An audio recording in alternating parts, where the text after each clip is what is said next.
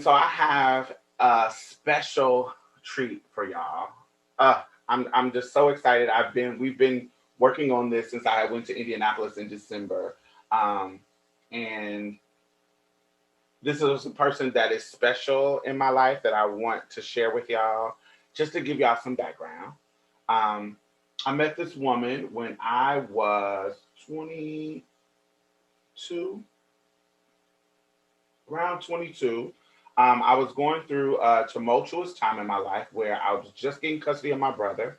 I was staying with my aunt Tanya. She's not my biological aunt. She is my aunt through marriage. One of my uncles who passed away really, really early in like 88 had children by her. And when we were going through our issue, she and my grandmother had kicked me and my brother out because, she was doing drugs and all that craziness. My aunt let me come stay with her. And so I hadn't seen this aunt in years, my aunt Tanya, and I hadn't seen her in years. So when I came to her house and I walked into her house, she had all of these statues, like some on the ground. There was food in front of it. It looked like honey was poured all over it. She had, she just had all these things that I had never seen. And in my family, any type of quote unquote uh, what they will call it, witchcraft or voodoo stuff, it was demonized. And so when I came in, I already had it had already been ingrained in me for it to seem weird, but because I am a queer person, weird things don't fear me. Because the same people who call this stuff weird will call me weird too. So all I know is this person is giving me a place to stay. So I'm seeing the truth in their heart as far as their love for me and just just how they are presented to me with so much warmth and so much love. So to me, I had no reason to fear this. Did I understand it? Absolutely not. But I didn't have any reason to fear this. And so I come in and and she kind of explains it. And I've always been, even as a child, I was very precocious and always curious. I'm never fearful of things. And so she explains it. It is quite interesting. And, I started to study. She had books that I could read, just different things. And I started to study and started to be quite interesting. And she was like, "Oh, you should get a divination from Iya." And I was like, "Who's Iya?" And she was like, "Oh, that's like Iya means mother. So that's like my mother, my spiritual mother." And I was like, "Oh, okay, well, I can do that." So in the process of this time, I end up setting a time up for to meet Ia.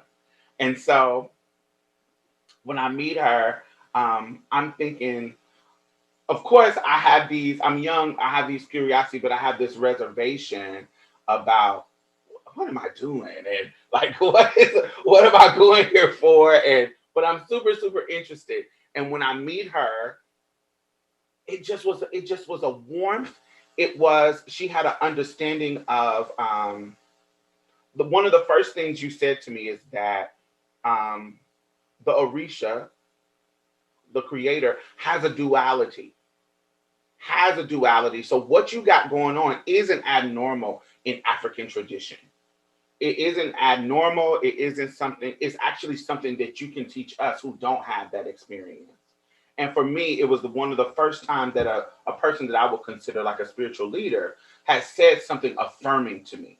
Usually, when coming up in the Christian faith, it was something that was what I was broken and I needed to be fixed. And they had the tools to fix me. It was always I'm broken and I'm broken. I didn't feel broken. I felt like this was my purpose. I felt like this is who I am.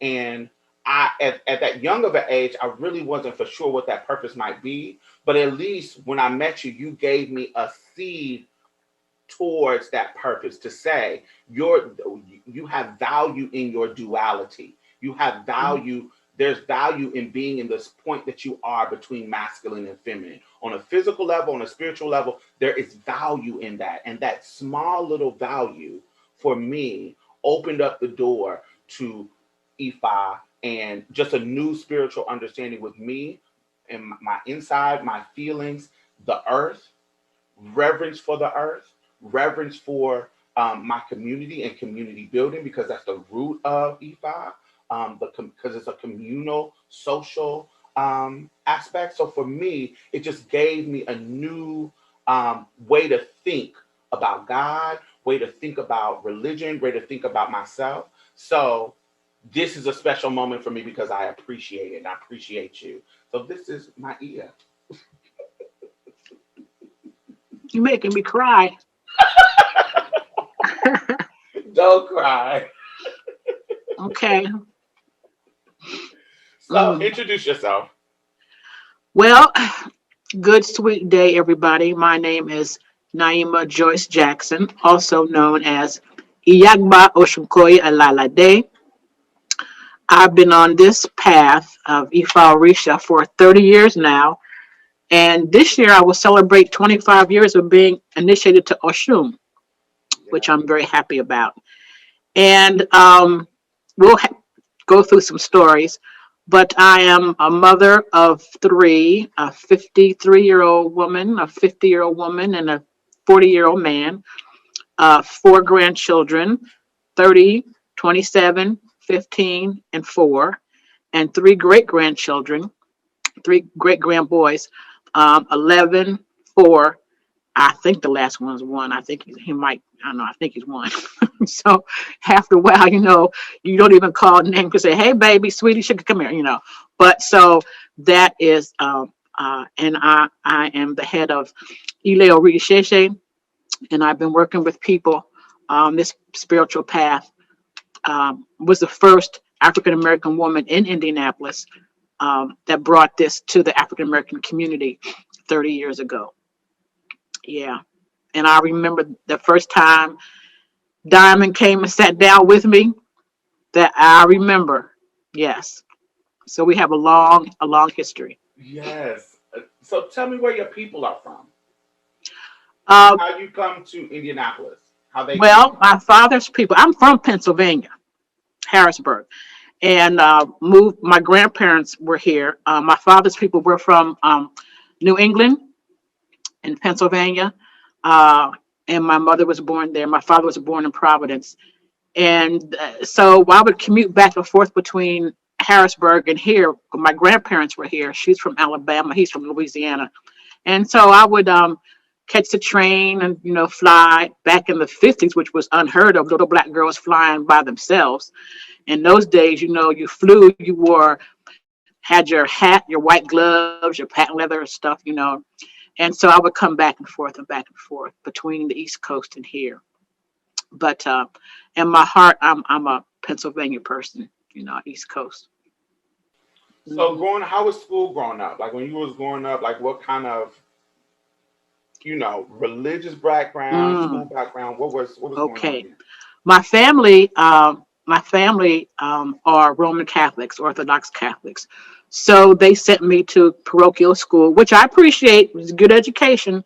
And so I was educated for 12 years uh, by real nuns, penguins, with the 50-pound rosary around their waist, the kind that will beat the what out of you and told you if you only have 10% of a brain, you're going to learn this. So I had a good, solid education, and I went to a St. Mary Academy for young ladies here, all girls high school, and the same. So I appreciate what I learned practicing Catholicism, but I got in a lot of trouble.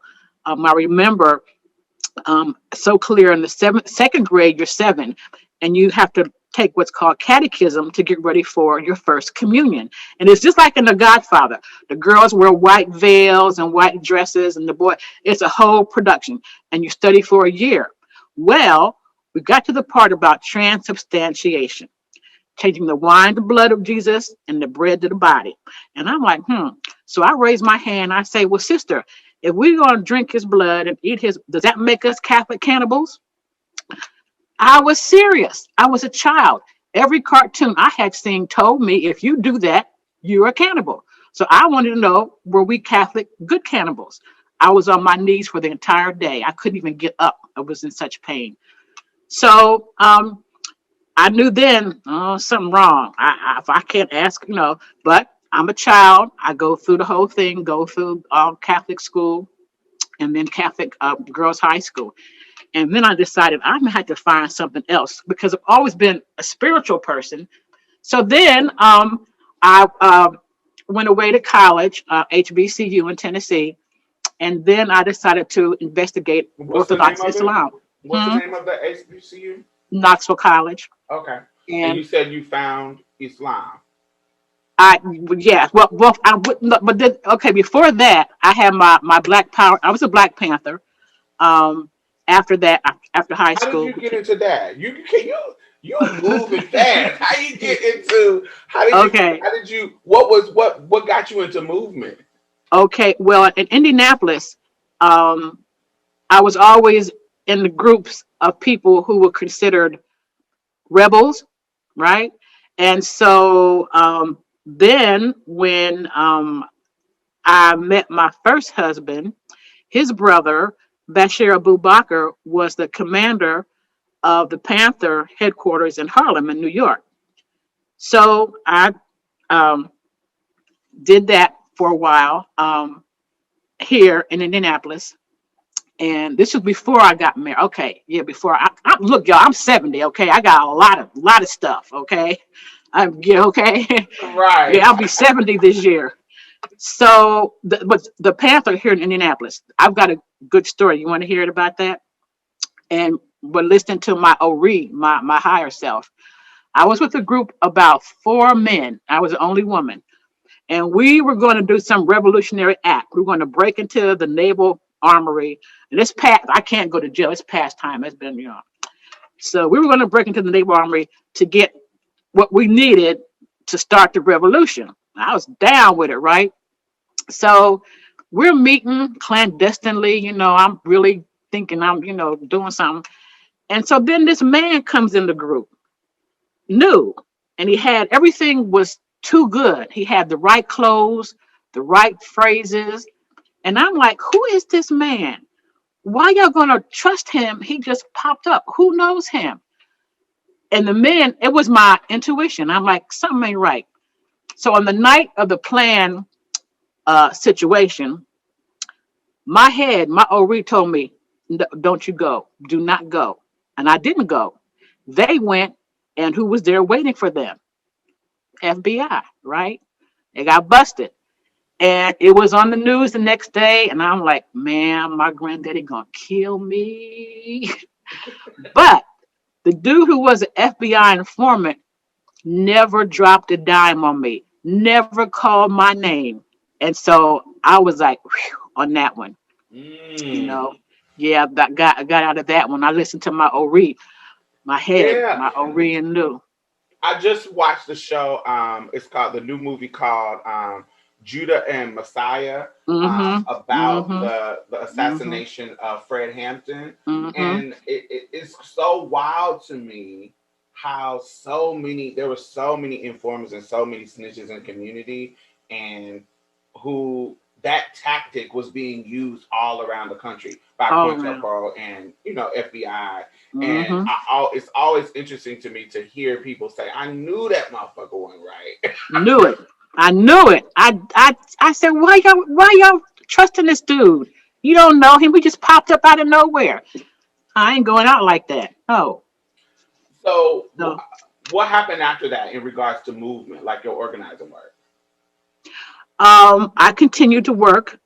I took off for a while because I was really like that shook me up a whole lot. So I said I better do something a little bit safer.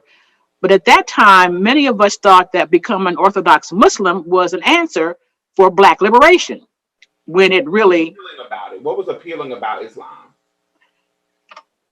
something different. I wanted to understand, and I've always been curious about different cultures.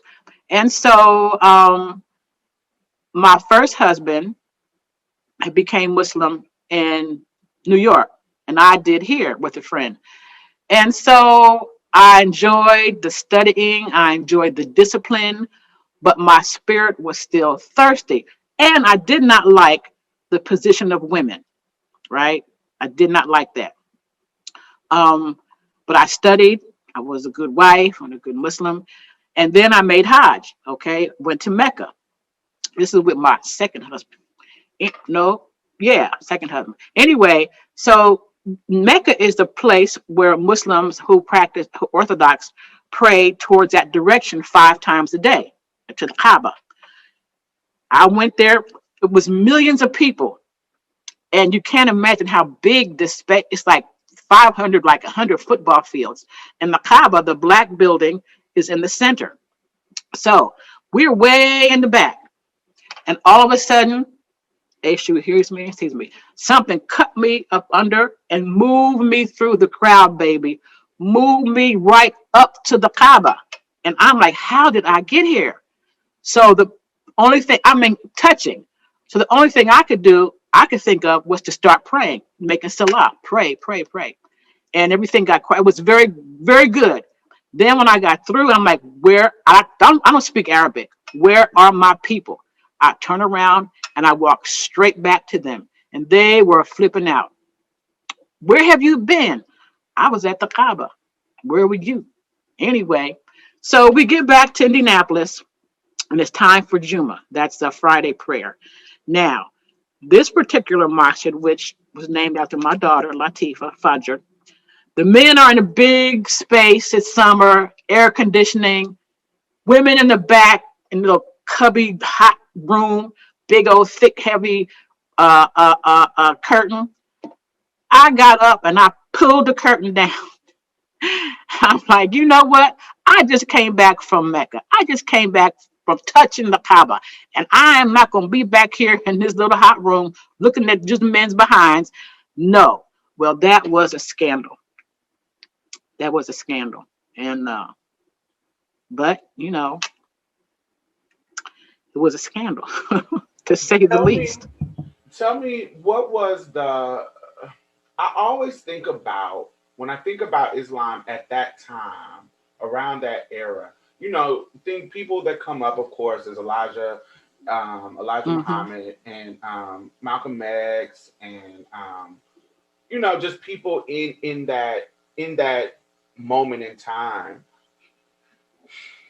And I always think about how the men, even Elijah Muhammad, we know that he was impregnating young girls and then Hmm. kicking them out of the mosque, and how the scandal of all of that. How were y'all feeling about these things coming out? How were y'all feeling about how the men were using that power and using that that that those the rules of how women are supposed to act Hmm. against y'all, or against anybody that they wanted to take Hmm. advantage of? How were y'all navigating that? Well, that was the Nation of Islam under Yes, Elijah Muhammad, and I was a Sunni Orthodox Muslim. gotcha. Different. Two there, but in Orthodox Islam, women um, don't have, and from my experience, do not have equality and first class ranking, which used to burn me, right? But so I can't speak to how things were. Um, However, I did work for a while at what's called North American Islamic Trust, and I remember after Elijah passed, his son Warith D. Muhammad took over, and he came down to where we were working in Plainfield to the bookstore, American Trust Publications, and I got to meet him. And then he invited me to come to, I think it was Chicago, on a panel with Nation of Islam people, and I was the only woman on the panel. And they asked me to write a column about women in Islam, and I said, "Yeah, sure." But they demanded that they have last editing, and I'm like, "No, I can't. I have to have last word on what I write." But I learned a lot in that tradition. Met a lot of good people. I loved the discipline, but my soul was still thirsty. My spirit was still thirsty.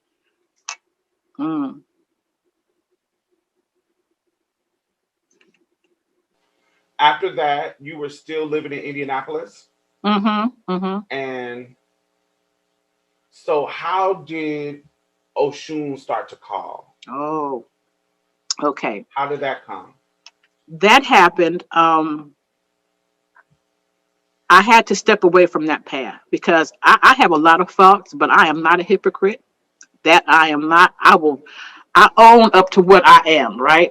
And I knew if I continued, um, I couldn't pretend. I couldn't pretend.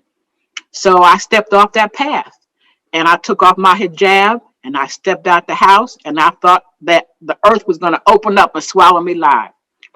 Then I was ostracized by the community. I had a couple friends left who were still kind to me and my kids. And I said I gotta find something for my spirit, right? I knew that, I felt that. And so I was in a bookstore one day called Expressions Bookstore, was up in college, all black owned. And I'm walking in just looking, and I saw this book. It said Jambalaya. And I looked at it and I brought it home and I read it all that night, cover to cover. And I said, there's something in here for me. And it was written by My Iya, also known as Luisah Teish, Chief Fajimbola Fantumishe. Okay. So I read that book. Yes, that's it.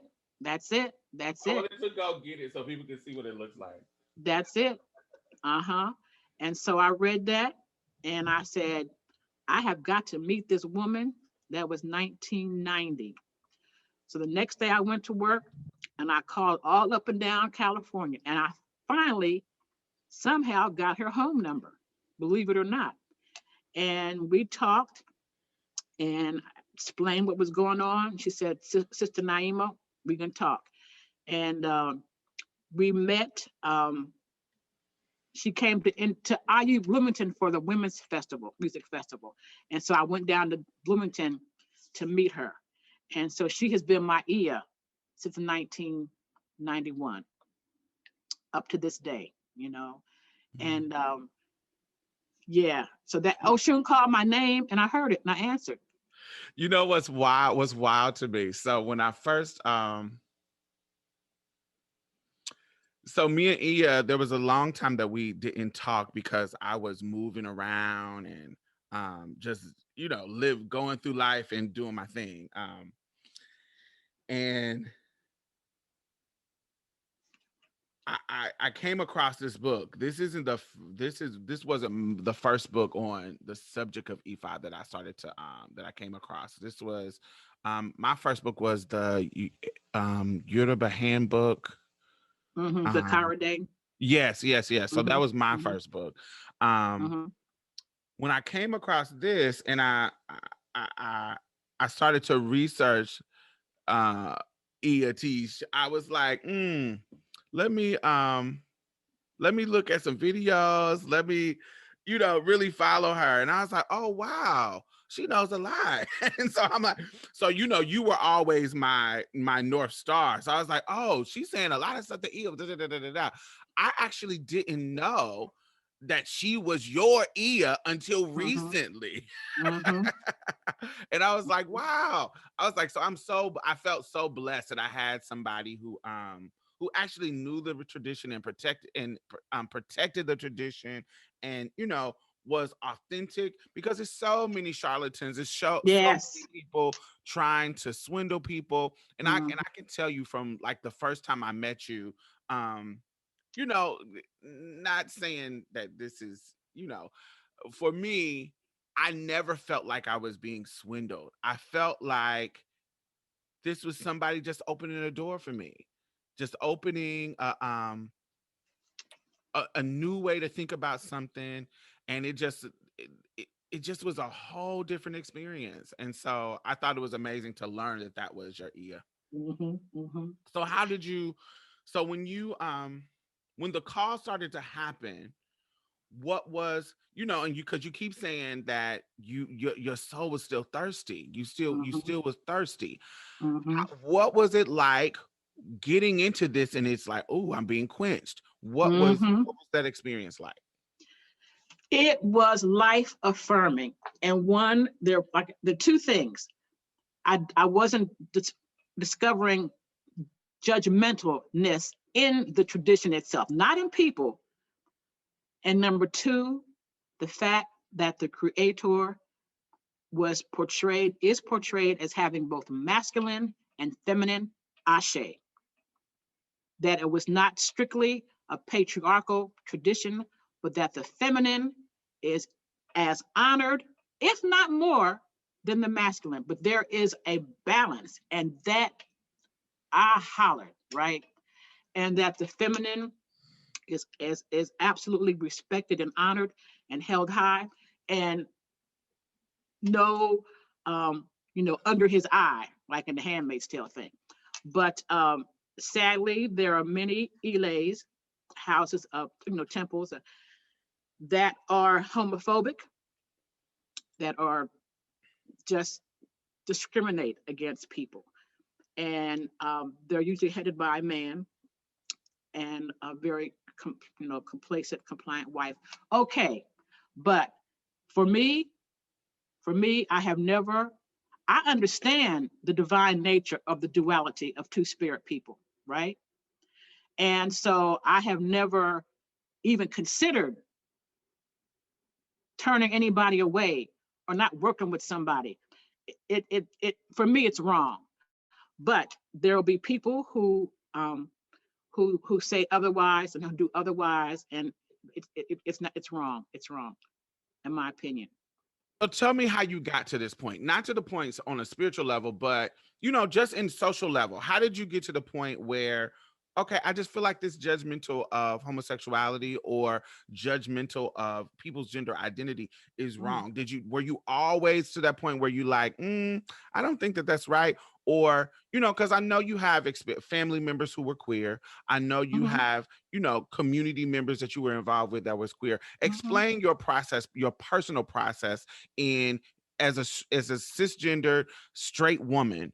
How did that grow for you? How did you grow to that point?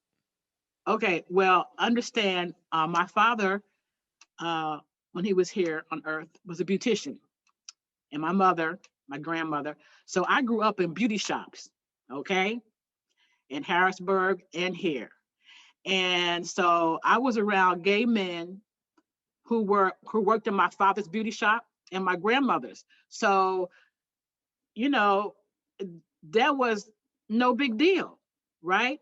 The Curtis and everybody, they were family. They were family friends. So there was no, and I never, ever, ever growing up heard any negative speak about gay men or gay women. No. So it was never a thing, right? It was never a thing. And no. I And always wait a minute, and my mother and father were not churchified people.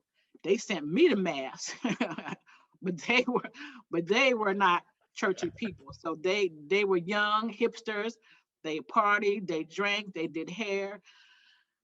They weren't judging anybody. That was not their style. because usually when I was growing up, when there were older people who just wasn't with what I had going on or had something to say and blah blah blah blah blah. Not that I tried to push myself on people. I never done that. But Mm. when I would come to different people's house who were older, the excuse was, they're old school, they're older, so they don't understand this new stuff that y'all got going on. So it always gags me when I meet people like you who are you just turned 70, when I meet people like Angela Davis who's in her 80s who have this queer politic, this positive queer politic. And I'm like, I'm no longer making an excuse for elders, because you're not going to get me to believe that every elder is aligned with this homophobic, Mm-mm. anti-trans, judgmental politic. Because I met too many of them that are not. These Mm. older people who are not accepting, and not necessarily accepting, but treating you wrong, is because Mhm. they are not good people. It's not about, because you can not be for something or not condone nothing, but not treat people bad. Exactly. You see what I'm saying? So if Exactly. they're treating people bad, kicking people out the house, and being shady, it is because they are bad people. And so I always ask when I talk to elders, like, how did they get to that point of growing? You told me a story about your cousin. Can you um tell me about that? Well, which one? The one in New England that Oh, my yes. sweetie, yes. My cousin, my cousin. When I was living in Rhode Island, I had my cousin Cookie. Cookie had 22 kids. She died at 42. Her body gave out. And one of her children, when I moved up there after my first divorce, um, came to see me. Oh, you come, blah, blah, blah, blah, blah. So my father's side. And we became fast friends. Now, this was before I was in Ifa Orisha. So we would sit up, and smoke, and drink. Now, Brian, what the transvestite, right? Yes. And That's the Brian language at the time. at the time. So Brian was what? What would I say? Well, right now we would say they're transgender, Okay. He hadn't had any operations or anything. but he wanted to. He wanted to. Yes. Now, Brian was so gorgeous, so pretty. I refused to go out with Brian because I wasn't going to get embarrassed when all the men was cracking on him and not me. I'm like, no, I said, we can sit here and drink this smoke, but I ain't going nowhere with you, Brian. You ain't gonna hurt my feelings. And I didn't know. And Brian, he did drag at shows. He was so pretty, and he had some issues I didn't understand at that time. Can I say what it was? I can say what it was. Yes. Brian wanted to have a gender change so that he could be a woman, so that he could be with a woman as a lesbian. I didn't understand that then. I didn't understand. I didn't know then what I know now to help Brian navigate his two-spirit self. So all I could do was sit and listen and talk, and we cried together. And I didn't know then what I know now. I wish I did. Anyway, needless to say, Brian died early, and I just wish I knew then what I know now. Mm, And but I didn't. All I could do was lend an ear and talk and laugh and mm. cry. I didn't know about two spirit And people let's then. explain the two spirit term, because there in my life experience, um, there's people who use this term differently. Mm-hmm. So native people use the two spirit term, and there's some native people that says that is exclusive to native people.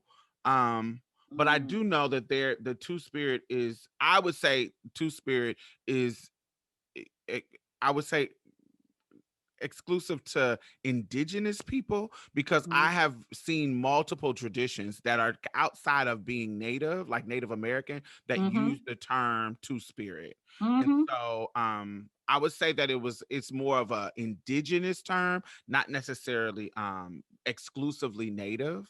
And so, because I've just had so many elders tell me that two spirit is used in other places as Yes. well. Yes. And Yes. so that's why Yes. you're using it, right? Yes. Yes. And also, you could read Mr. Maladoma Somé. He's very good writing about that African scholar. Um, but I was taught by one of my elders, D. Metahochi Zanu, may he be residing in celestial splendor, one of my best teachers. I mean, God, I learned so much from him. And he was explaining to me that we all have individual souls. We have a sexual soul, we have a national soul, etc., ancestral soul.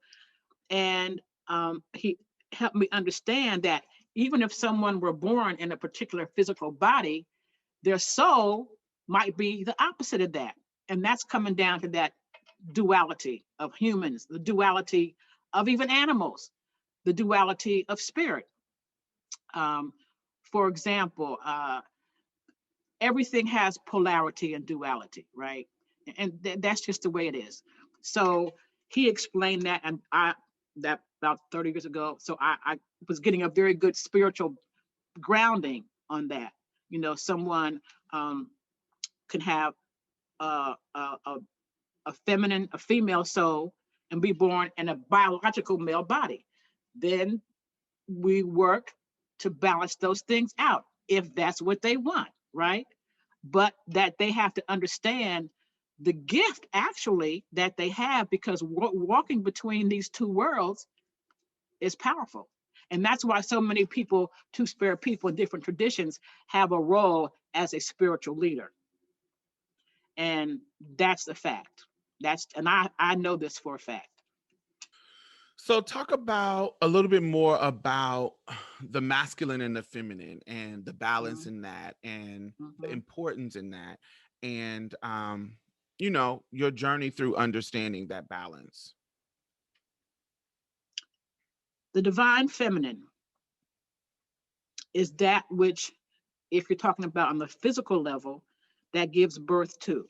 The divine masculine, okay, think of this as the divine masculine, and this is the divine feminine, all right? And they work together. Um, we look at, let's just take nature, for example, or on the mystical level of how creation comes into being, whether it's a human or an animal or even an orisha. So the divine feminine acts as a crucible, as a calabash to receive what the divine masculine does, right?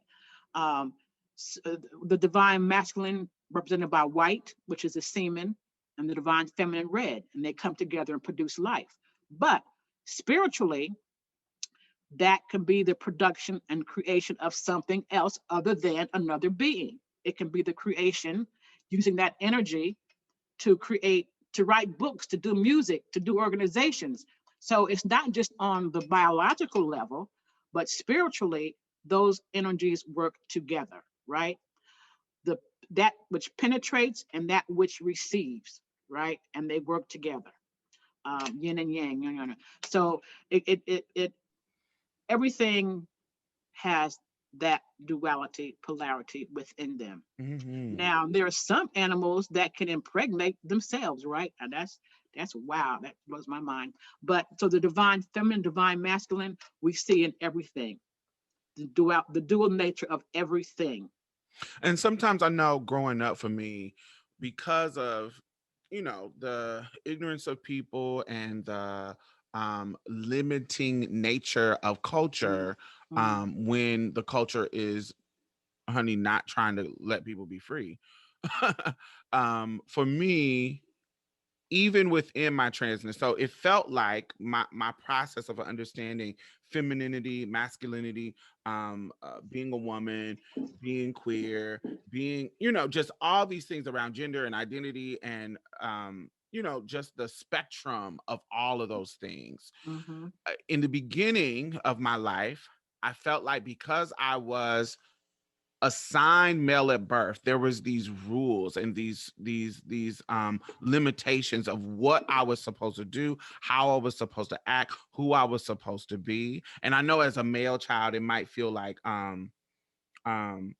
you was a male, you was top of the hierarchy, so you could be a little bit mm-hmm, free, and that may be true. But as a male, with to me, I felt like this feminine energy, I didn't feel like I was free. I felt like I was supposed to be a certain way and I couldn't mm-hmm, be another way. So my transness, my identity needed to balance that out. And mm-hmm, so I went I had no I didn't have any therapists. I didn't have in my younger years, I didn't have anybody who was accepting enough to even talk to me through it and talk to me mm-hmm, about it. So in my own self, I felt like I, I'm supposed to be a girl. This is what I'm supposed to do. This is what it feels like to me. I feels like I didn't have the language that I have now, but in back then I mm-hmm, would say I feel like a girl trapped in a boy's body. I feel mm-hmm, like um my natural being. I'm not, this is not something I'm putting on or I'm acting. This is just something in me that is more feminine than they want me to be. And so it just was something totally different. And so then when I transitioned, I started to almost uh, go too far. And that's my own experience. I'm not speaking for no other trans people, but when I started, it started to feel, when I examined myself, like a performance. Like even femininity was also rules, was also a box, was also limiting. I have to have long hair, I have to have pretty skin, I have to be high femme, not even a masculine woman. I didn't even think about being a masculine woman. You got to be a particular dainty, and I never could be small because I'm a tall, big girl. Well, not years ago, but now even bigger. But I had to be, even that started to feel like a box. So now I just turned 40 on Sunday. Now where I'm at, really in my 30s, I started to have this moment. I'm started to even balance that out. Like I can be whatever type of woman that I want to be. I can be as feminine as I want to be. I can be as masculine as I want to be. And it does not determine my womanhood. This is who I am. This is who I want to be. And and being okay with those, with wherever I am on the spectrum, and not feeling pressured to be too womanly. And not, I years ago rejected to be the too manly. Now I'm finding a balance, and for me, having a spiritual journey that allows me to have the room to figure out what spot I'm in on that journey was really, really quite important to me, and that's what Ifa gave to me. Ashe. Well, and you know what? You just go to the grocery store and look at the cover magazines. Glamour, Cosmopolitan, all those magazines. What's on the front? It's a poor, starved, half-child model. Um, Look at the men's magazines, buffed up, steroided up. And then we look at, people can go too far Venus, too far Mars, right? And that is in so many humans. And we look at how many women are torturing themselves to be a certain way, to fit the standardized European standard of beauty, right? Any black or Yep. brown woman wants to know how beautiful she is with her big behind, go to the islands, go to Africa. And the bigger you are, you're a queen, right? So, because if the women are skinny, they say, "Oh, you're so skinny. No one loves you. No one is feeding you." So that's a European approach to femininity and masculinity. This um, too dainty, too thin. You got to have this long, blonde, flowing hair. The men has to be buffed, and that is not the African way. Mm, It just is not. You know. Yeah. No. You want to know? Go across the pond and see what happens. yeah. Hmm. So what about love, Ia? What have been your experiences in love as a cis heterosexual woman? I feel like, as a person who also dates men, it is the ghetto. It is not it's not always how it's cracked up to be. So tell me some of your, what is like one of your learning lessons about love? Like, what, give me some stories about your relationship with men and how you healed from them and how they were joyous at one time. Well, I've been married 2.5 times, and I say 2.5 because the last, we didn't go down to the courthouse, but we were together as long as I was with my first two marriages. And now I have a different perspective. I love, love, love. And we're going to talk about my workshop on love later, too, right? Okay. I was, my father, I love my daddy. I'm a daddy's girl. He's gone on our room now. But he taught me. He said, "Baby, okay, listen to me. Um, never give a man or a boy all of your heart. You can't give them all of your heart, baby, because if something happens, you don't want your whole heart to be hurt."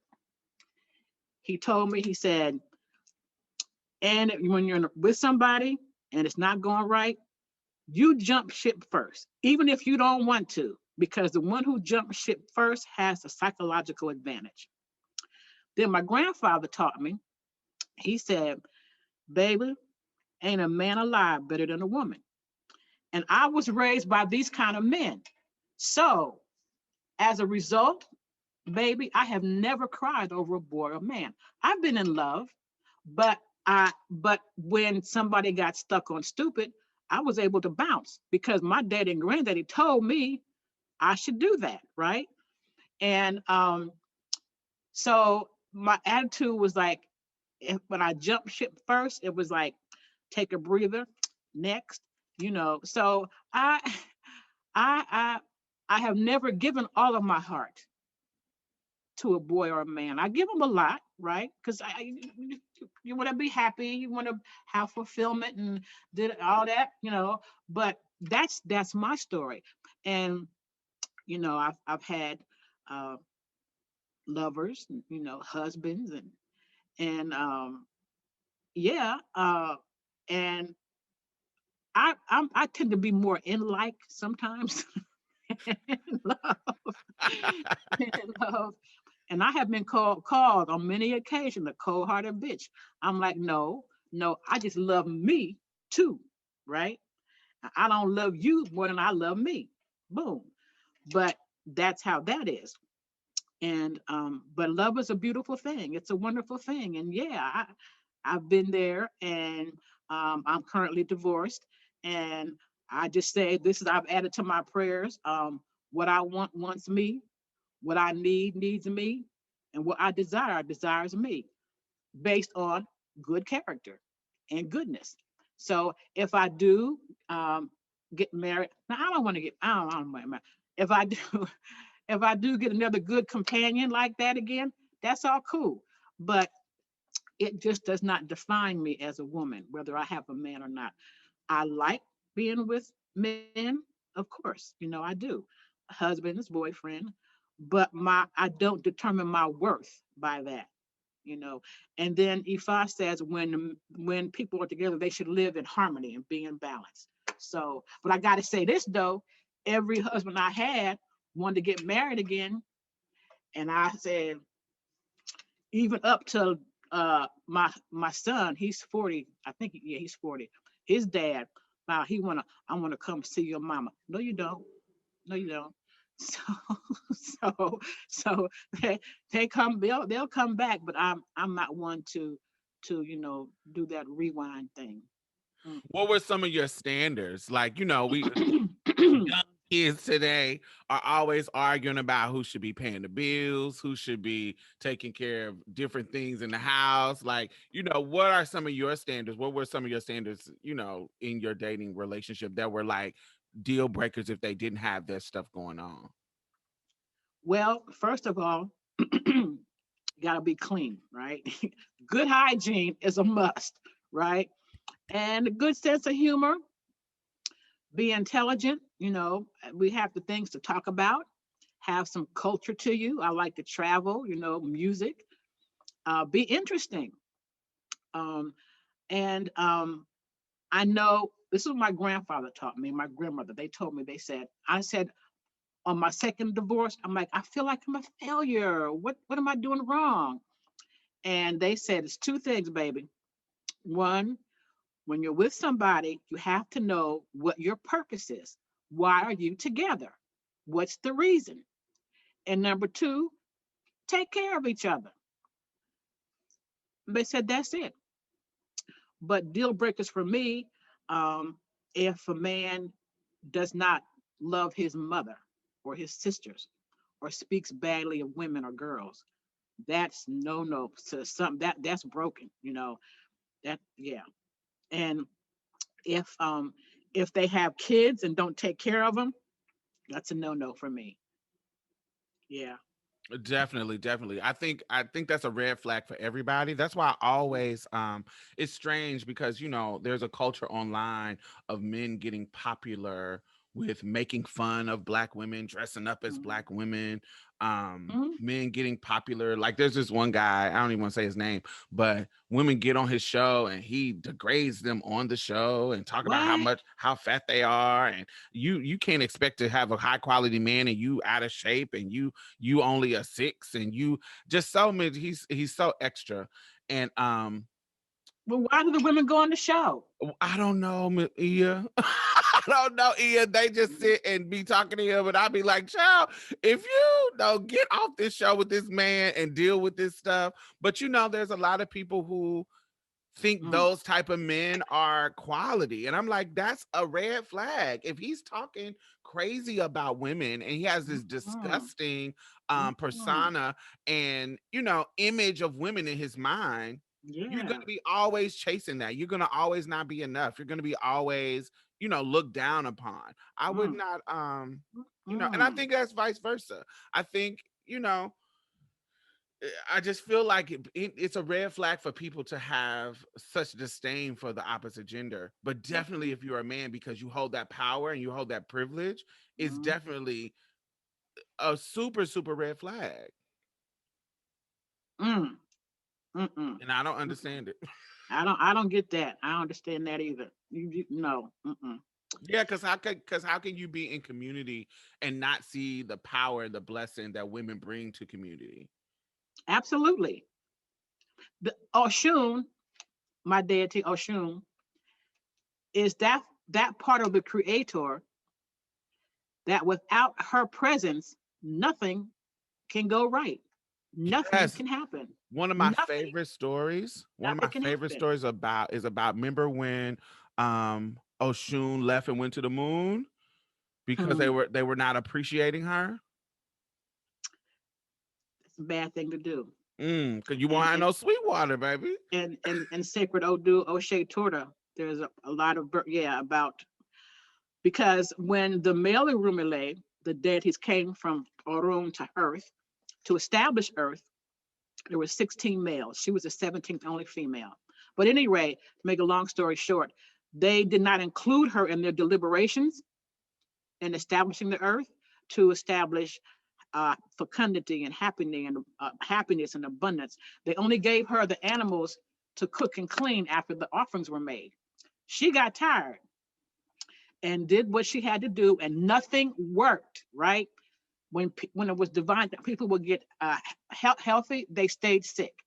No rain, famine, oh, sickness. So the male deities, or Rumila, or Shango, or Gun, they sat down, they tried to figure what's going on.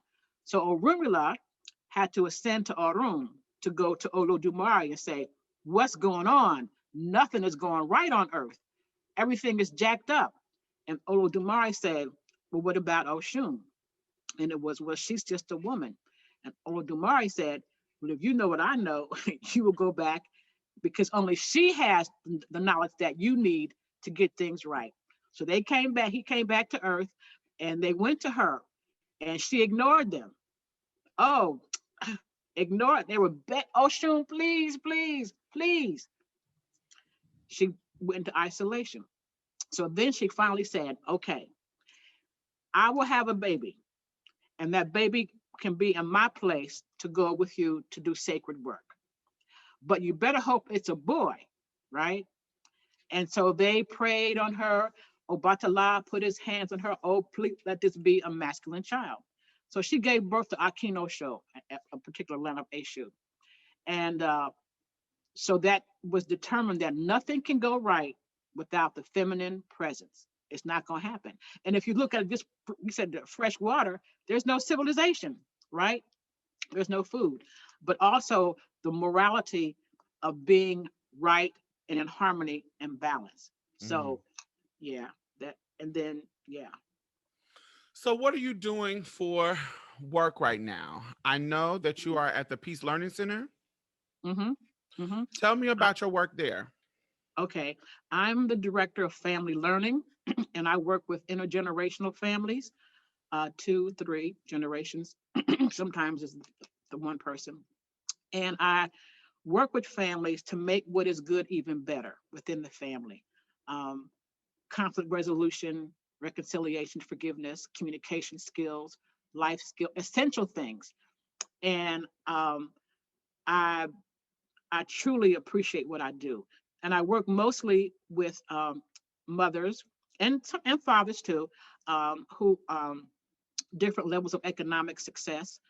And so last year I was able to feed, oh God, 700 people, COVID relief and just food and clothing, etc., computers. So I work right now mostly in low income areas, and that's a good thing to help get supplies and gift cards and food and other resources to women and their kids. But I also have workshops, and I want to invite your listeners to come and join me in workshops. You can give them how to link up, and it will be about what? Love. It's called What's Love Got to Do with It? And I don't lecture. It is the people who come to participate, and you'll be able to get the link to the work. I have one coming up on what's today? Well, they're going to hear this on Thursday. So is it going to be a Okay, Sunday? okay. I have them on Sundays. You'll see the link at 3 p.m. Eastern Standard Time, and they're about 45 minutes. But it's not me just talking. I am facilitating the people in the audience to remember, recall, recollect, and see. And it's called What's Love Got to Do with It? Come on, And Tina. so she's so tight. So I invite you all to come check it out, and you can go on the Peace Learning Center website, and you'll have that link through Miss Diamond, and go Yeah. to events and sign up. Trust me, you will like it. It's going to give you a whole different perspective on what love is and what love is not. Mm. And yes, you will have some homework, honor homework assignments to do, and that'll be up to you. But trust me, it's one of my most favored workshops. I have 25. You know, do you see me? Do you hear me? Communication, all kind of stuff. And these Financial happen literacy. every Sunday? Yes, I can do that for Okay. your But audience. but Yes. coming up this coming month, you got them scheduled every Sunday. Mm-hmm. Yeah. Mm-hmm. All right, and Mm-hmm. I'm going to put the link to those in the bottom. I do have another question. Mm-hmm. You've been on this earth for 70 years and you Mm-hmm. have seen this culture in its up and down when it comes to race relations. How are Mm-hmm. you feeling? What are you thinking about the state of politics in America? You've been here for, decades and you've Mm-hmm. seen the ups and downs. Mm-hmm. What are you thinking about this current environment?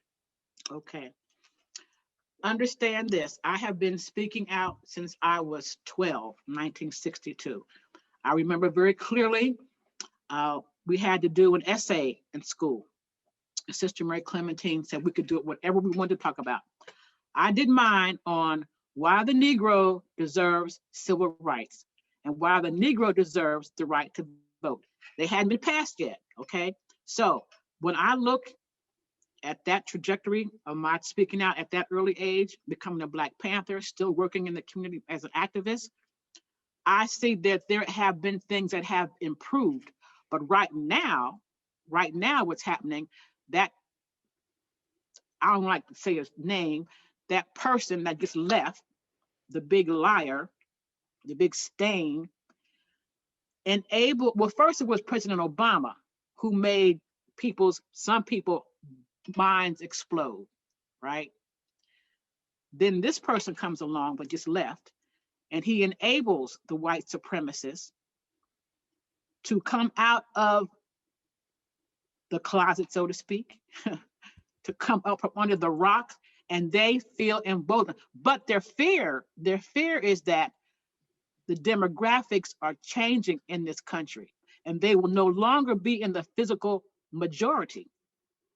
And their fear is that they will lose all power to Black and Brown and Native people. because they're losing numbers. That's at the base of all this. And that is why they are acting the way they are. Understand that. Um, it's the fear of being in the minority, which they will be very soon. And I remember when I was campaigning for President Obama, I was an Obama fellow. And if I would be calling around the state, and if I heard it once, I heard it 100 times from old white folks. Well, I like that fella. He's smart, but I'm afraid if he becomes the president, he's going to make all white people slaves. And they were afraid, and they are afraid of that now, that how they have treated us, that they'll be treated that same way. So I'm very happy to see so many young people involved in resistance and marching and working. It makes me very happy. But we have to also pay attention to environmental racism, right? If you look at what's going on now in Louisiana and in some cities, that is a part of racism too. And that's killing Black and brown and Native people, the environmental racism. But I feel optimistic. I do. Because stuff has come out. It's a reckoning. I also do workshops at my job on anti-racism, implicit bias. There's a big demand now, and it's mostly all white people centered. I'm making my own workshops on healing from post-traumatic slave syndrome to address Black and brown and Native people. But I do the ones for implicit bias. But it's a reckoning in this country, and that makes me happy. And a lot of folks are being shown for what they are. Yeah, take off your clan hood. I want to see your face, right? So they are showing themselves. We know, and my prayer is that Black and brown and Native people can continue to thrive, because we are the descendants of those who were strong enough to survive slavery, right? That's how strong we are, right? So I'm optimistic, baby. I really am. And people just, as we say, the struggle continues. Keep on keeping on. And for rights, for human rights, for everybody. And get involved in your local politics, right? Get involved. Uh, Push me. Definitely. I'm so glad that you have joined me on this conversation. Um, you have been a blessing in my life, just like a North Star, and I really appreciate it. Even when we're not talking and I'm too busy and da da da da da, just know that you are somebody special in my life that gave me just a whole new, different perspective. And I want to thank you for joining me. You are a blessing to me, baby. I thank you. Okay. You teach me too. Thank you, thank you, thank you. So, tell them where they can find you. Of course, I'm gonna put the links in the bottom, but I want it to be Okay. in the audio. Yes. Well, you will go to the Peace Learning Center website under events, and then you will see the links for the family. Oh, and I want to say this: you don't have to be in a family. Family is who you say you are. Okay. Family is who you say you are. And one person can be a family unto themselves. You can be me, myself, and I. I'm my family. So don't think you can't come to this if you're not in a household with other people. No, individuals too. Me, myself, and I can be my own family. Okay, I want to make sure that's that. And then click on the family peace workshops, and and if you can't, if it's full for that one, do the next one, do the next one, do the next one. Trust me, you will like it. What's love got to do with it? Definitely. And I always tell people these are the type of things that if you can't afford the expensive therapy that that your insurance can't pay for, or that you ain't got insurance, Mm-hmm. things like this can really help you in your mental health journey. It Mm-hmm. just because people who are offering things at low cost or no cost, make sure you're looking for people who are offering these things, because this is one of those examples that can help you um, without breaking your bank. I think they're just $20 for the Hmm. workshop. Just 20. Yes. So this is just something that you can be involved in that doesn't cost a lot, and you can, join us. So Hmm. yes. So thank you, Iya, for coming. What you Thank you for cooking? having me, What you baby. cooking tonight? I didn't cook tonight. I'm having Oh. leftovers. I'm having some chicken stew with okra and Mm. and some cornbread, and that's it. Uh, I'm gonna cook tonight too. I'm gonna cook some shrimp and some potatoes and corn Oh, and that some sounds good. cornbread. Yeah, some, Cajun, something Cajun and spicy. I'm gonna cook it tonight. So So we'll be down there to see you soon with your fan. yes, come on down. I'm trying to tell you, Diamond, if you ever get a fan club going, your president is in her bedroom right now. My granddaughter, Ocean, she's 15. She is so in love with Diamond. And she said, Diamond has a clear spirit, a Mm. clear soul. That's what she said. Thank you, Ocean. So y'all check it out in the bottom. The link is in the bottom. Yeah, I will see y'all next week. Thank you for listening. Bye, y'all. Bye bye.